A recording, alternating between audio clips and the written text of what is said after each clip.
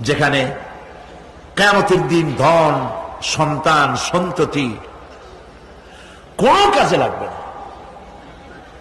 আল-ইয়াওমা তুজসাউনা মা কুনতুম তা'মালুন, আজকে শুধুমাত্র তোমরা যা আমল করেছিলে আর সেরূপ তোমাদেরকে প্রতিফল দেওয়া হবে। যে কাজ করেছো বিনিময়টা ওইরকমই পাবা, এর থেকে বেশি কিছু এখানে পাওয়া যাবে না।